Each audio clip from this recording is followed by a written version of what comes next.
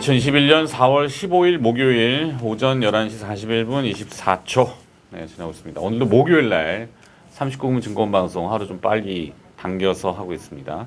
오늘도 변함없이 텔레그램, 가치투자클럽, 그리고 주식돋보기, 네이버 카페, 스톡헌터. 스톡헌터 요즘 조금 정체이긴 한데 하여튼 계속 그 회원, 그러니까 가입하는 분들이 많이 늘고 계셔서 굉장히 승수의 효과? 작전하자는 얘기가 아니라 하여튼 그런 승수의 효과가 조금 잘 커뮤니케이션이 되면은 마켓을 대형주 같은 경우는 오히려 건전하게 삼성전자 막 이런 것들 한번 으쌰으쌰 할 수 있는 작전 아닙니다. 네. 자, 오늘도 변함없는 게 아니구나. 지난주에 예고했듯이 덩어리 2 자동 섭외가 됐죠. 네, IBK 투자증권 분당센터 정경민 차장과 함께하겠습니다. 어서 오세요. 네, 안녕하세요. 네. 덩어리라 그러면 기분 나쁘진 않지? 아니 뭐 많이 듣는 얘기라. 네. 아니 근데 재수 씨가 뭘 할까 봐 애들이 나. 그 재수 씨는 저한테 더한 소리도 많이 하기 때문에 진짜? 괜찮습니다. 나도 덩어리니까 우리 배가 많이 나오고 그래갖고 그냥 애칭으로 생각하시고 뭐 그거는 지난주 막 엉망을 했어요. 이 장소 섭외했던 데가 우리 5층 스튜디오인가요? 빨리빨리 나가라 그래가지고 막 뒤죽뒤박 말이 꼬여가지고 조금 엉켰는데 좋긴 좋더라고요. 그래요? 아늑하고. 거기 스튜디오가? 네, 네, 여기는 이제 먼 산이 보여서. 그래서 이제 사람들이 많이 왔다 갔다 하죠. B급 정서로. 우리는 그냥 뭐 막 털어대는 방송이기 때문에 네. 항상 이게 한 1년 했나 우리? 100회 특집도 뭐 해야 되나? 내년에 하시면 네. 되겠습니다. 네. 하여튼 지난주에 그 매크로 얘기하면서 금리 얘기 잠깐 했었는데 막 뒤죽박죽이 돼가지고 포인트는 BEI라고 하는 브레이크 이븐 인플레이션 레이트 뭐 용어는 어렵습니다만 인플레이션을 인정하느냐 안 인정하느냐의 그 기준점이 되는 BEI에서 필요 경비인 PCE 디플레이터 그러니까 개인 소비 지출 요걸 빼줘야 되는데 그러면 이제 0.7 정도 돼요. 그게 이제 0.7% 70 베이시스 포인트 이렇게 하는데 그게 이제 기대 인플레이션이고 시장에서 2x10이라고 하는 10년물 국채 금리하고 2년물 국채 금리의 차이 그거가 이제 한 150bp 내지 지금 좀 내려와서 140 몇 bp. 이 채권 시장이 인플레이션이 와서 금리가 올라갈 거라고 기대하는 반영 수치가 150bp인데 실제 기대 인플레이션은 70bp이기 때문에 2배 차이가 나잖아요. 그러면은 그거를 이제 제롬 파월 연준 의장이 야 이게 차이가 이렇게 나는데 금리 안 올린다니까 왜 자꾸 개소리들 하고 그래 이라고 몇 번을 얘기한 거거든요. 내가 이제 요 70bp를 계산할 때 계산식을 잘못 얘기한 것 같아서 다시 좀 정정을 마이크가 여기 있어서 이렇게 기울이는 겁니다. 네.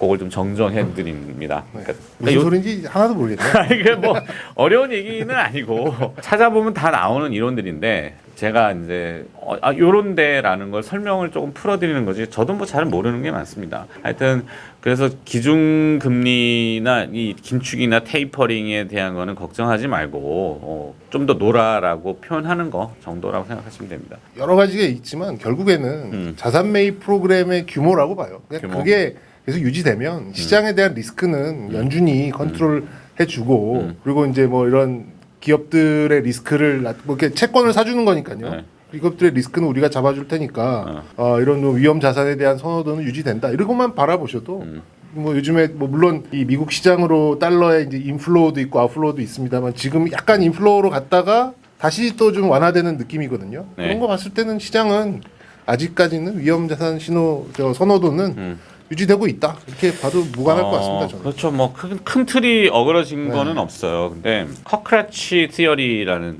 용어가 있는데 발음 맞나? 커크라치. 발음이 조금 세는데 바퀴벌레 이론입니다. 바퀴벌레 이론. 바퀴벌레가 한 마리가 등장하면 숨어 있는 놈이 100마리. 요게 바퀴벌레인데 무슨 얘기냐?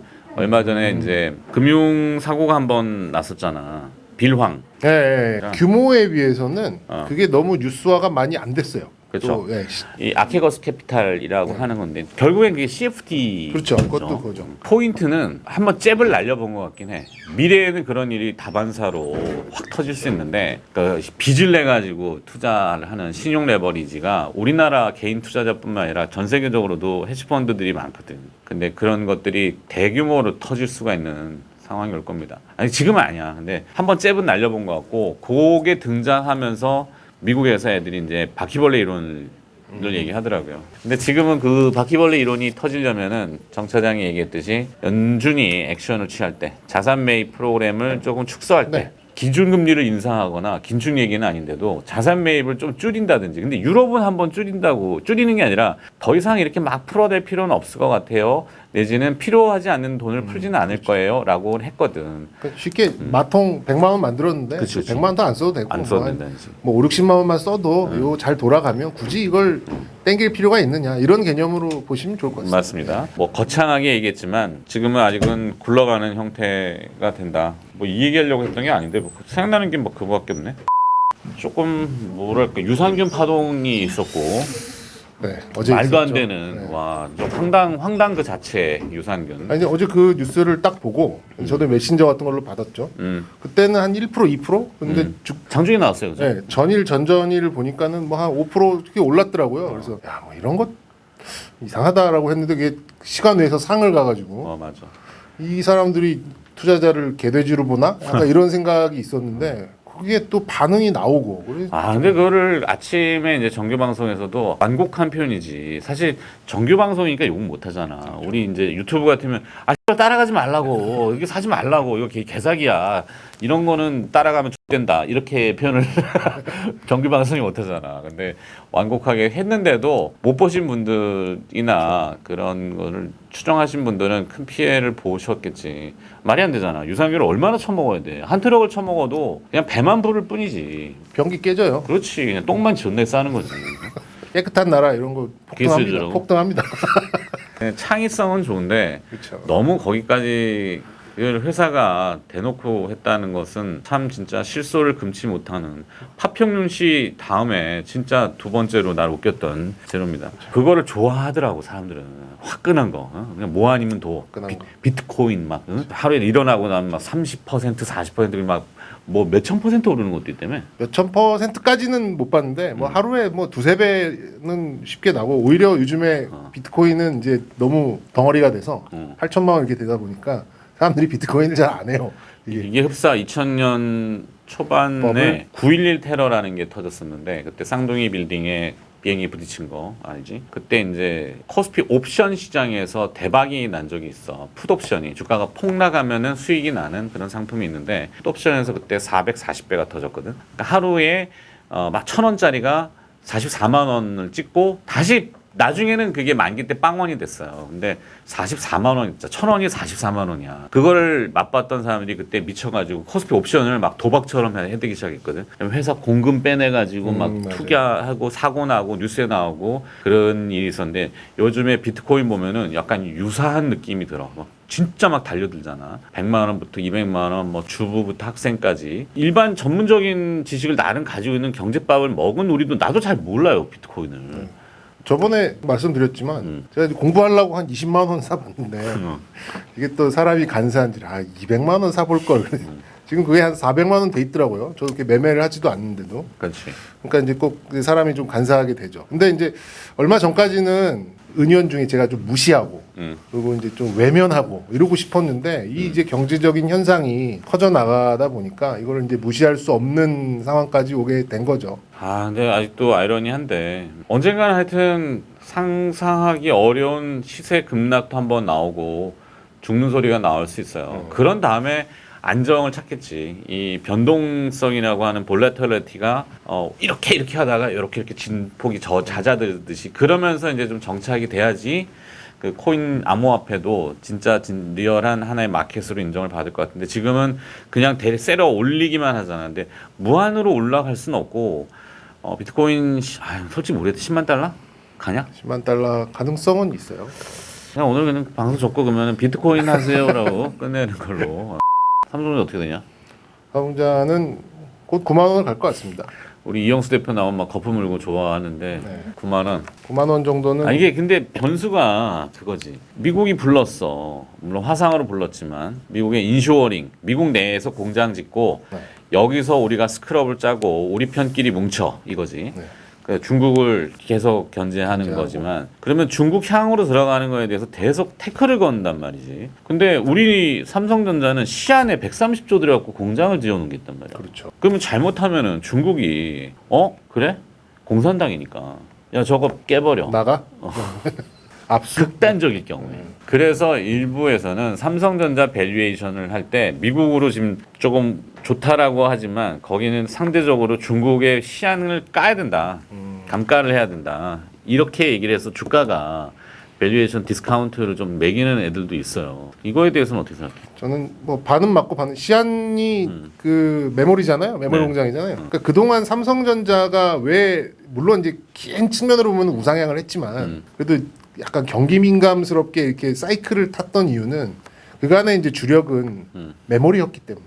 그렇죠. 메모리가 잘 될 때는 잘 팔 때는 잘 나가고 이제 또 깝죽된 애들 들어오면은 또 치킨 게임 하니라고 이제 가격 확 떨어뜨려서 다 죽이고 또 다시 시장 먹고 이런 것들을 십수년간 해오면서 이렇게 오다 보니까 이게 PBR을 꾸준히 쌓아가는 어떤 그 형태라기보다는 그때 실적의 밸류에이션 안에 갇혀서 움직였었던 그렇잖아요. 뭐 열 몇 배 가면 매도 나오고 또 뭐 8배, 9배 나오면 매수 나오고 이렇게 움직였었던 그림이 있는데 이제 삼성전자가 비메모리는 경기를 크게 타진 않잖아요. 그렇게 된다면 이제 PBR을 쌓아갈 수 있는 그런 구조가 된다면 워낙 그 이제 확장되는 추세가 네. 장난 아니잖아. 다 떼쳐 들어가니까 이 시스템 반도체들이 조그마한 코딱지만한 것부터 그러니까 코딱지라는 개념은 이제 이 선택이 없이 그냥 끼어 들어가야 되는 거. 네. 그런 칩셋부터 해서 모든 전자 부품에 이제 다 장착이 되는 거죠. 하다못해 나중에는 이 컵 같은 데도 센서가 붙을 수 있거든. 백신 할 때도 백신 용기에도 센서가 붙인다 그래가지고 막 온도 같은 거 IoT 통신으로 연결되면 다 그게 IoT인데 하여튼 그런 비메모리 시장이 급속도로 켜지고 있기 때문에 뭐 단순히 볼 거는 아닌 것 같고 근데 그래도 이런 얘기가 있어요. 그래서 삼성전자 미국 어스틴 팹의 증설을 더 하려면은 파운드리를 분사해가지고 아예 들어가 버리는 방법이 있거든요.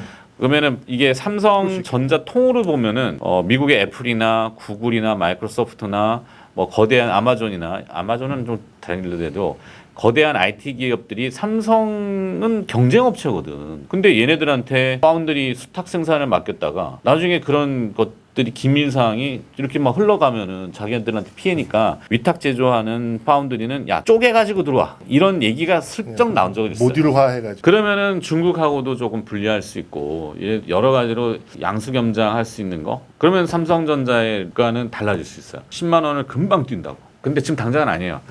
네, 당장은 아니고 그 JY가 나와야 돼. 연배가 저보다 미시기 때문에. 네, 뭐 저는 이렇게 큰 어려움 없이 삼성전자는 속도가 나진 않지만 꾸준하게 올라가고 아까 아침 방송에도 말씀드렸지만 오히려 공매도 실시가 삼성전자한테는 득이 좀 많을 수 있다라는 생각을 또 가지고 있어요. 5월 3일부터 네, 시작되는 이거를 이제 막 다 풀긴 어렵지만 하여튼 그간 공매도를 못해서 삼성전자를 깠던 그런 수급이 이제 조금 분산되면서 삼성전자가 집중 포화를 맞았던 지금 1년 동안 이 파생 시장 보면 백워데이션이 지속돼 있잖아요. 그런 것들이 이제 공매도가 풀리면서 뭔가 이제 다른 계산식이 세워지면 삼성전자한테는 실보다는 잃을 것보다는 얻을 게 좀 더 많은 수급 상황이 되지 않을까 생각이 들어서 네. 그동안 많이 올라왔었던 이제 다른 시가총액 상위 종목들은 좀 쉬고 삼성전자가 좀 힘을 내서 전체적으로는 밸런스를 맞춰서 약간 점진적인 한 3,300선까지는 좀 열어두는 뭐 이렇게 그림을 보시는 게 어떨까? 시장이라는 게 위로 다시 세게 움직이려면은 재료와 수급 이런 것들인데 재료는 지금 당장 끈한 재료가 나올 만한 게 별로 없어요.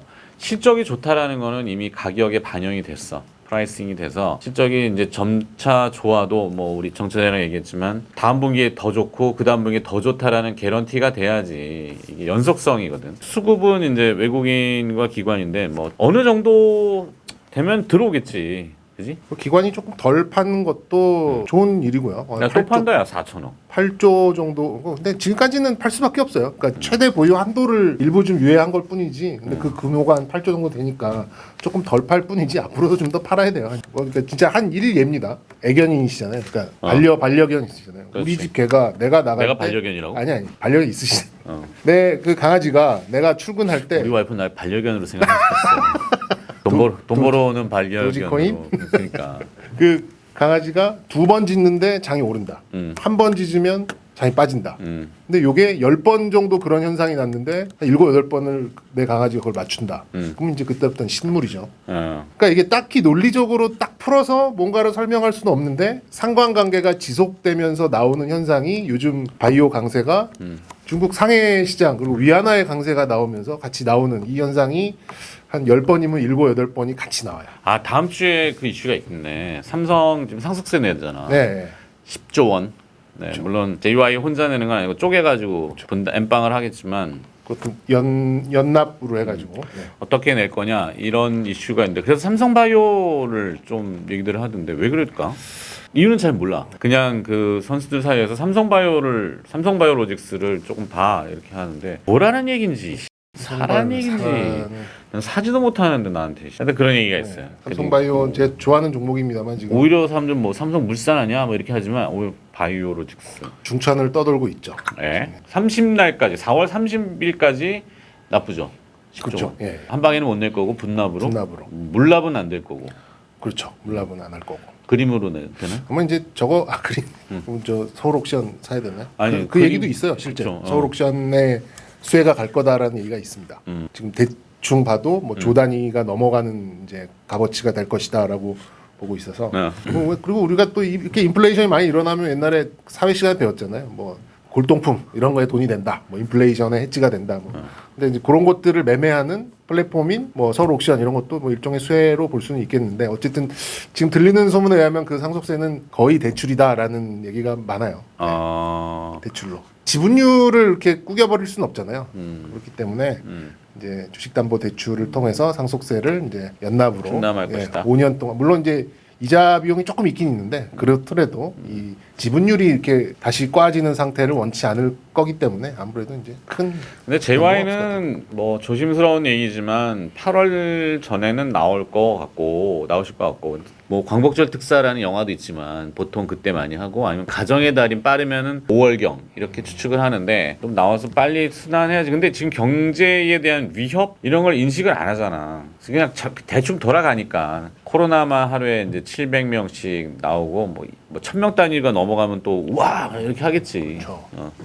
빗대면 언택트 이거에 이제 상징성으로 우리 정 차장이 잘 보는 게임 좀 한번 털어주세요. 지난주에 말씀드렸던 이제 이거 위클리이기 때문에 그 지난주 일주일에 제가 지난주에 서메이지와 롱투를 말씀드렸는데 롱투 코리아. 네, 두 개가 잘 좀 갔니? 엇갈렸어요. 서메이지는 좀 약했고 롱투는 좀 강했던 것 강세를. 같아. 지난주에 이제 무슨 일이 있었냐면 이제 웹젠이라는 종목의 그 뮤 IP를 이제 중국에 제공해서 이제 전민기적이라는 게임이 지난주 금요일 날 이제 론칭을 했는데 그게 이제 5위에 팍 올라왔어요. 한 번에는 아니구나. 하여튼 뭐 10몇위 올라와서 그 다음날 5위까지 딱 치고 올라가니까 중국계 매출 순위 5위는 한국의 1, 2, 3, 4, 5위를 더한 것보다 많습니다. 뭐 그렇겠죠. 아무래도 사람 수가 워낙 많으니까. 머리수가 많으니까. 그러니까 그때 이제 웹젠이 상한가까지 빵 올라갔죠. 그러다가 주말 사이에 더 이상 순위가 올라가지 않으니까 이제 5만 원 근처에서 지금 4만 원대까지 좀 내려오는. 데브 시스터즈가 몇 배가 났? 10배가 났죠. 10배. 데브 시스터즈가 지금 리니지 2M을 이기는 이런 현상도 나왔습니다. 뭐 데브 시스터즈가 대박인 거죠. 그러니까 그 웹젠의 얘도 그렇지만 하여튼 더 순위를 올릴 수가 없는 상황에 가면 주가의 상승력은 좀 떨어지기 마련이에요.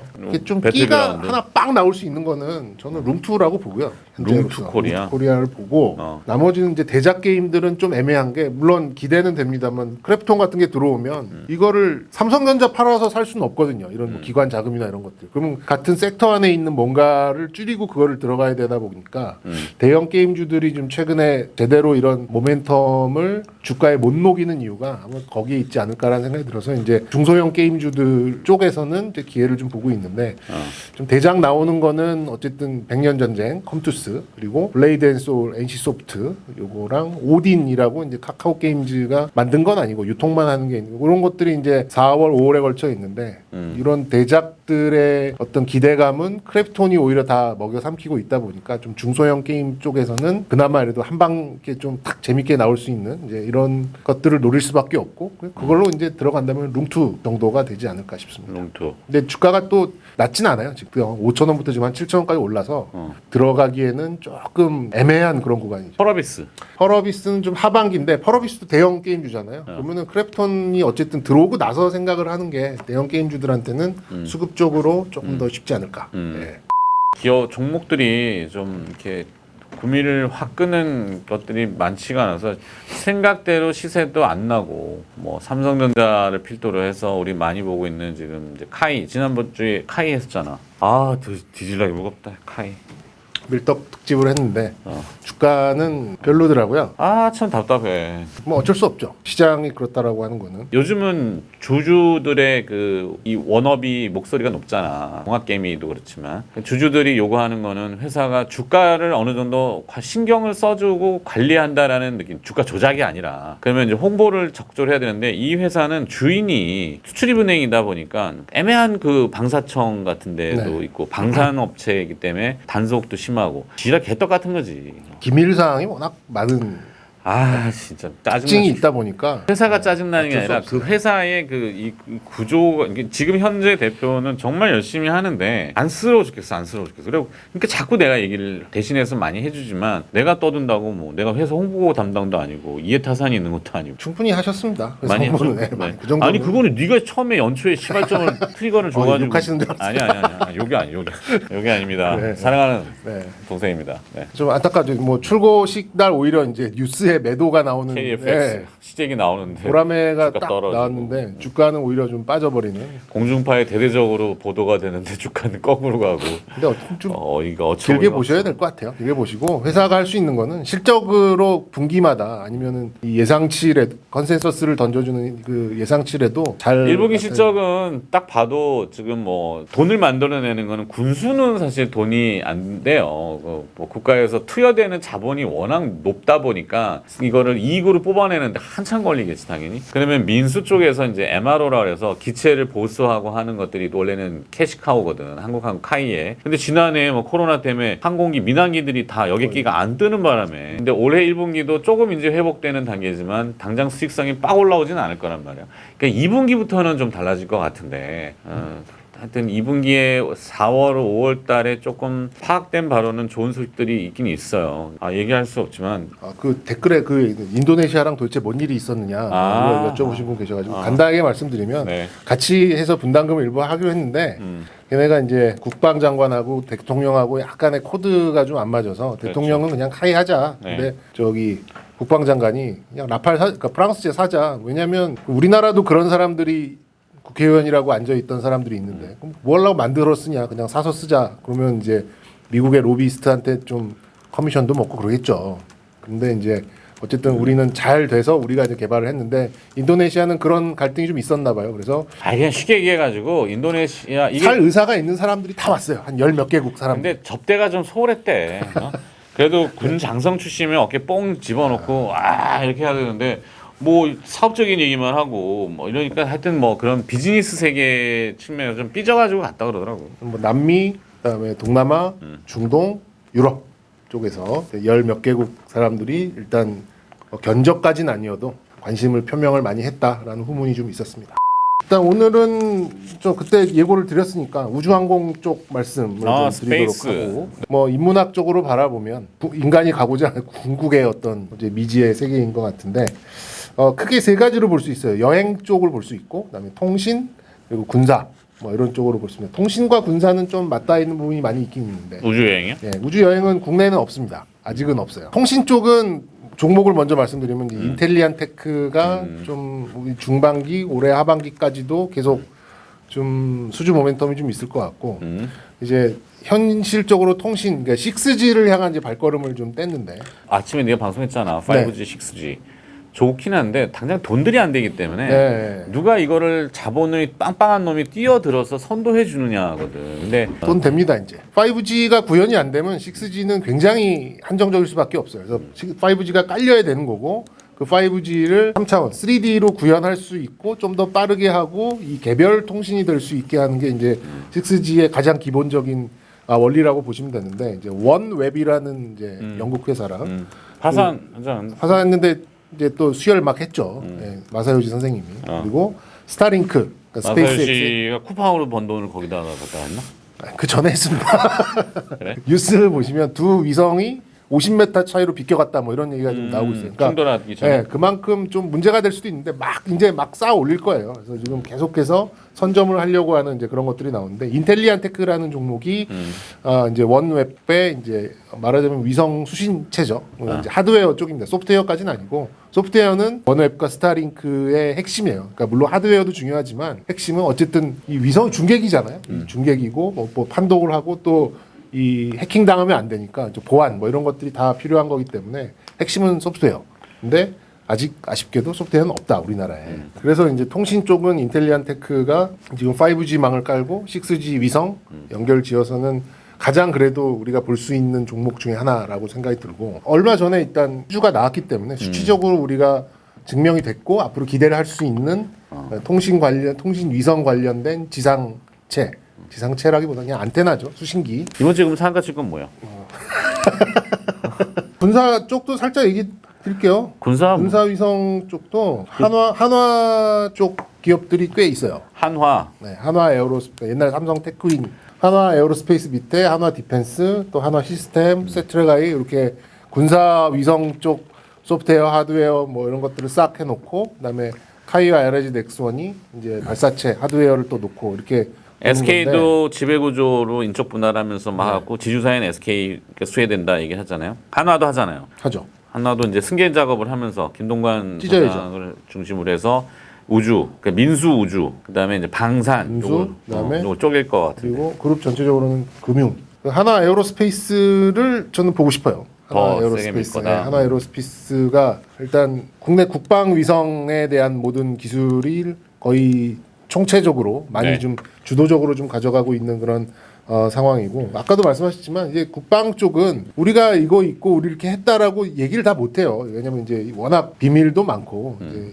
이렇다 보니까 예를 들어서 우리가 이거 한 100개 갖고 있어 그러면 100개 갖고 있다고 얘기를 다 못합니다. 뭐 전체적으로는 약간 커 보이지 않는 부분이 좀 있습니다만 이제 연소 시험 할 때 보니까 뭐 다 있더라고. 지금 아까 말씀하셨던 거의 모든 기업들이. 근데 하나 에어스페이스 같은 경우는 보라매에 들어 KF-21에 들어가는 이제 A4 레이더부터 해가지고 한화 디펜스가 지금 한 3조에서 5조 규모의 장갑차 사업, 호주에 있는 레드백이라는 그 장갑차 사업도 좀 가져가고 있고 또 세트레가이는 원래는 좀 작은 소형 위성을 만드는 곳이었습니다만 전격적으로 인수를 했는데 이 회사를 인수를 한 이유는 판독이에요. 판독 소프트웨어. 이제 위성을 가지고 사진 판독도 하고 뭐 음성 판독도 하고 뭐 이런 것들을 다 봐야 되는데 그런 판독 기술이 좋았기 때문에 근데 요거를 다 가지고 있는 쪽이 하나 에어로스페이스거든요. 결론은 한화 에어로스페이스. 하나 에어로스페이스. 네.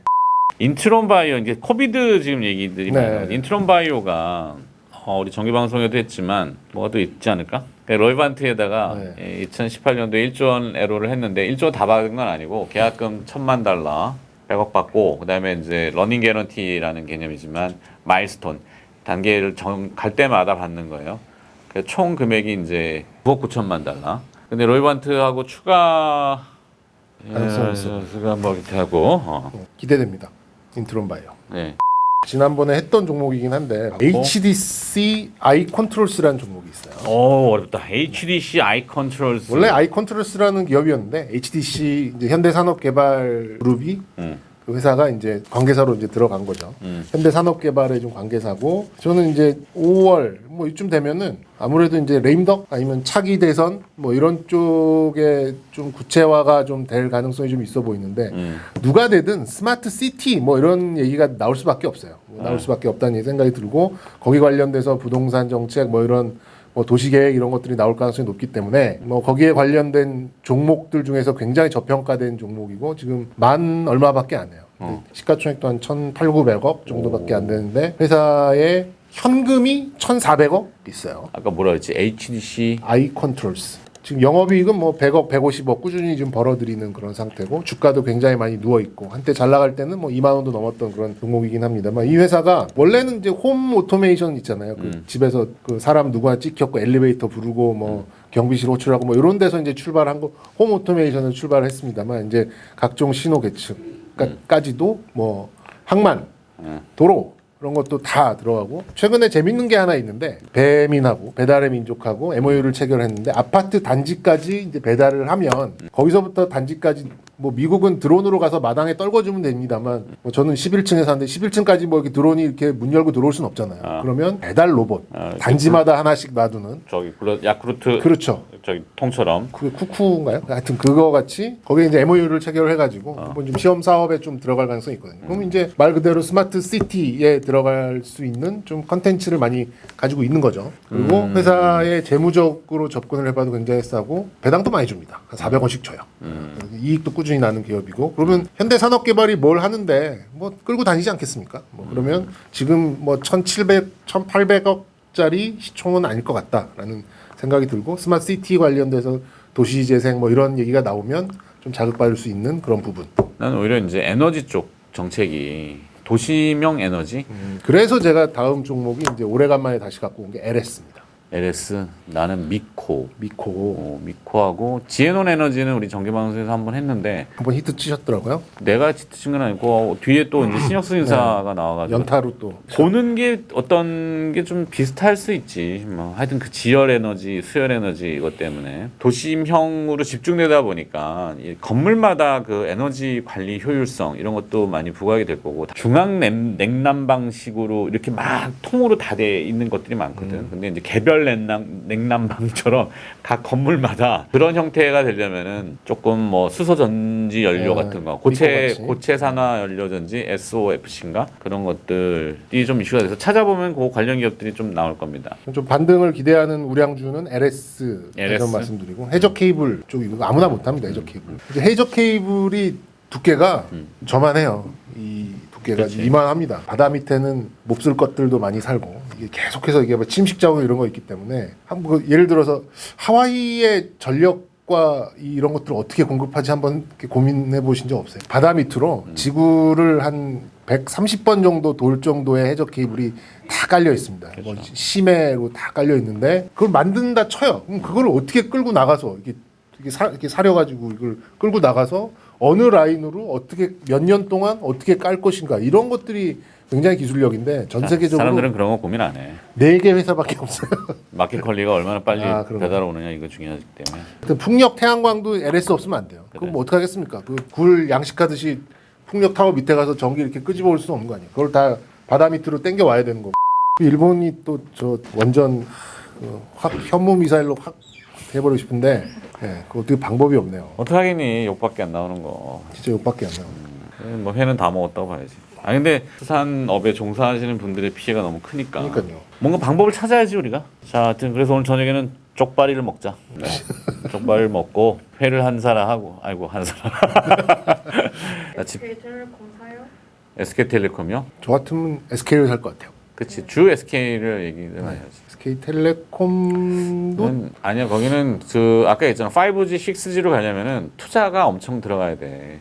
그러면 얘기했던 투자 대비 수익을 거둬야 되는 꼭 IRR이라고 하는 내부 수익률 기간이 많이 걸려서 별로 지금 강추하고 싶은 건 아닌데 이번 주에 특히 저런 측면은 있을 수 있어요. SK텔레콤에서 지금 그동안 투자했던 이 통신 외의 것들을 따로 떼내잖아요. 그러면 이제 온전하게 통신에 대한 걸로만 만약에 이제 실적을 집계를 하면 지금보다는 좀 잘 나올 수는 있을 것 같아요. 근데 지금 주가가 30만 원 부근까지 많이 올라와서 상당 부분 좀 녹아 있지 않을까. 근데 앞으로는 돈 쓸 일이 너무 많아가지고 실적의 이 탄력이 그렇게 세게 나올 것 같지 않아요. 근데 이제 SK 같은 경우는 SK 하이닉스의 실적이 올라오는 거잖아요. 갖다 붙일 수 있는 가능성이 생기는 거니까 그렇게 따지면은 주 SK의 PER 곱하기 SK 하이닉스의 지분율에 대한 영업이익 요게 딱 하면은 그래도 몇 조 이상의 편승 효과는 있다고 봅니다. SK 하여튼 30만 원 중반 정도까지는 이 이벤트로 가능하지 않을까. 주 SK요? 네, 주 SK.